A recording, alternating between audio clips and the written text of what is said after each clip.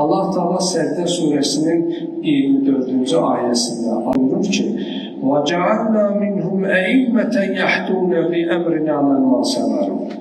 Onlara səbr etdikləri zaman aralarından bizim onlara əmr etdiklərimizi insanlara hidayət edən imamlar qərar verdik.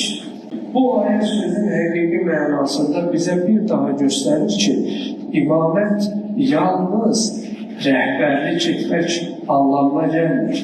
İmamət bəzən də lazım gəldikdə səbr etməklə o missiyanı davam etdirməkdir. Baxsaq, Əmir-ül-Müminin Əli əleyhissalam neçə il səbr elədi? 25 il.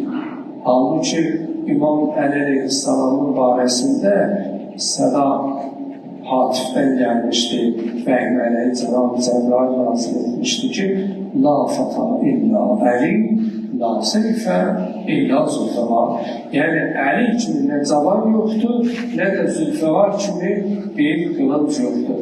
Yəni, nə qabağına çıxacaq bir kəs var idi, nə də ki, qılıncının qabağında bir qılınc oynadan bir cəngavər var idi.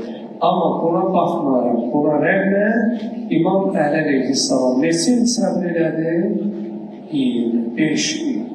Baxsaq, İmam Həsən əleyhissalam Muaviyyə əleyhillərinə vərəzatla 10 illik sülh imzaladı.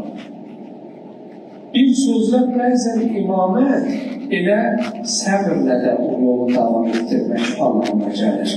İmam Hüseyin əleyhissalam qiyam elədi, amma İmam Zeynul-Abidin əleyhissalam o qiyamın Aşura məktəbinin mahiyyətini səbri ilə təbliğ etdi. Səbri ilə tarixin yaddaşına yazdı. Bir sözlə